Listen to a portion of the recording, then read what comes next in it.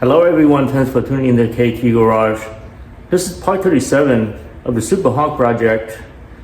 Sunday morning, 7 o'clock in the morning. Time to work on the project. I have pretty much a full day ahead of me. There's tons of things I want to work on. These are just little things, but it's got to be done. So first thing I'm gonna try is just to get the brake paddles in, see if that's gonna fit. And then I'm gonna have to find a place for the accelerator paddle, and then we'll get that mounted, and then we'll see, how much time I have left. I'm probably gonna try to install the turbo downpipe. I already fabricated the downpipe, a few months ago. Now is the time to try it on, because when the body goes on, there's a lot of things that are unknown. So I don't know if it's gonna fit. If it doesn't, we'll try to make it fit somehow. So I'll keep you guys posted throughout the day. Now you guys have seen Rookie in plenty of my videos. It's been so cold lately, so he decided to reside under the Super Hawk. This poor boy is getting old. I think he's over 10 years old. He has several surgery. You can see that there's some bald spot. He's been pretty sick lately, but he's doing a little bit better. So he really kept me company while I was starting to build this Warthog, and he's still here. That's his place. Okay, so first I'm gonna get this brake paddle on. Pretty straightforward, just mount it only into two places here. I already had the bracket fabricated in the cabin, so I'm just gonna install it and see how it looks. Okay, so this is where I'm gonna mount the brake paddle. You can see that there's two locations. There's one there, there's one here. There's a hole that I threw. So that's mounted there, and then the master cylinder connection is right there. So that's where it's gonna attach. It's pretty tight in here, so I'm not gonna do the video of it. I'm gonna install it and show you guys how it looks. So as it's turned out, I really can't get all the way in there and get the brake paddle installed unless I get the steering wheel out. Not a big deal, it's just a couple of bolts, but I do have to get this out. And then when I get that brake paddle installed, I also can get the accelerator paddle installed. I'm gonna have to find a location for it. So let's just first get this thing out first. Okay, so everything fit pretty nicely. You can see it's mounted on this side and this side. It's just a straight rod that goes through. I put a bolt on this end, and then that attached to the master cylinder. So that's pretty much it. The paddle's down here.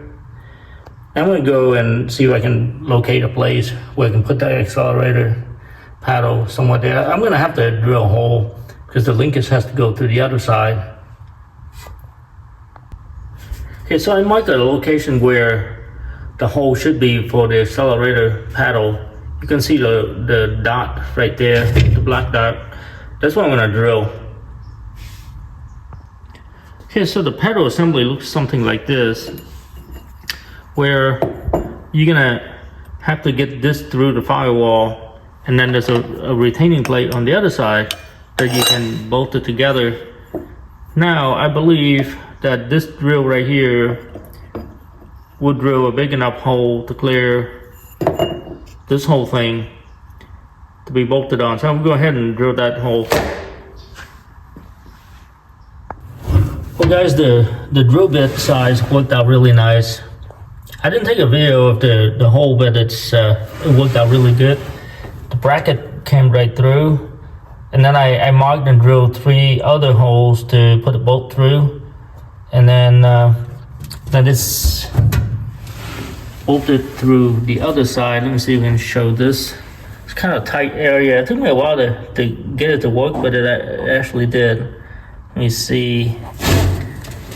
Where is it at? You can see right there is where the connections are. There's like 3 bolts there that's sticking through. I just put a nut on it and then tighten it. So now that linkage is right there. and that's gonna hook up to this. Oh, that just fell down. You see that cable down there, the purple one? At the end, that's where it connects to the linkage. So I'm gonna get it all hooked up. Now I still left this piece here. This is the linkage that go through the steering column. So that's gonna be up like that. So everything's gonna clear. Now, looking through all of this, it definitely looks a little out of place where you see the paddles is here and then the brake is over here. So not a problem. I'm gonna do this later though. For right now, it'll work. I mean, I can drive with this. It's just, you know, if you have your foot over here, you gotta go all the way over here to brake. So I'm gonna take this back out and bend it this way. Probably move this pedal out to about here, and then if I have to, I can add some length. There's plenty of things I can do. It's just a straight piece that comes down, so not a problem. But here we are, guys. So what's in here is done. We got steering, we got brakes, we got accelerator pedal. So once I get this finalized, now I can move on to something else. So here's the steering column. I decided just to not put it back in the truck because I wanted to do some work to it. I'm probably gonna start taking the steering wheel off from here, paint this column, get it back in, and have a finished product instead of just putting this thing back. I really don't need a steering wheel right now. It's kind of getting in the way. So I'll go ahead and get this done before it comes back. Okay guys, so I have a major problem trying to fit this handbrake into here.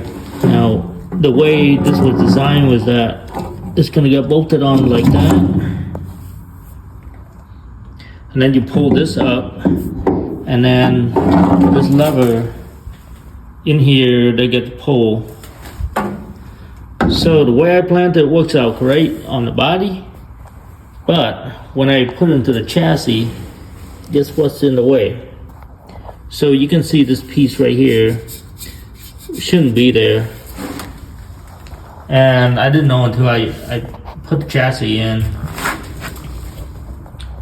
So what happened is, this is something that I fabricated to put the cooler down here. So I have transmission and I think power steering cooler. There's two separate cooling systems that I rerouted here because I didn't want it in the front. I mounted here because it's like wide open space, but Murphy law, I just had to put it right in where the handbrake comes up. So you can see it's right away. Not sure what I'm gonna do. I probably need to drill a hole right through these two. If that doesn't work out, and then I'm gonna have to relocate this whole thing, have to cut it out by plasma cutter. I hate doing plasma cutter in here because it's a fire hazard, but something gotta be done. Or I'm also gonna do some research to see if I can get an aftermarket one of these, and maybe it works differently, that, you know, it doesn't have to go through a straight line. It might pull on the side or something. I'm gonna figure something out, but I'm at the point where I'm gonna have to stop and rethink of a solution for this. Now, the shifting column is fine. So this fits really good. I cut a hole under here, and this dropped right on, so that's awesome. I would have to recondition this. You can see it's all faded.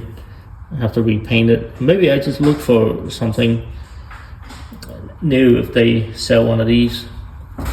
You can see that all this already faded out. This truck been seen better days.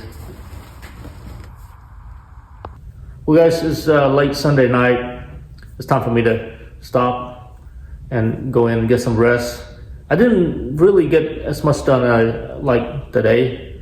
It's just whatever can go wrong went wrong. Murphy law. So whatever it is, we just take care of it next week. But I did get a couple of things done inside the driver cabin, which I'm happy about. Now next week I'm gonna resolve the issue with the handbrake, and then we'll work on the steering column. We'll paint that, get a new steering wheel on, making things look good, and then just continue to get the truck installed and get it ready. So I'm not going to be able to work on this again, guys, until next weekend. I appreciate you guys tuning in to KT Garage. If you like the content, please like and subscribe. Thank you.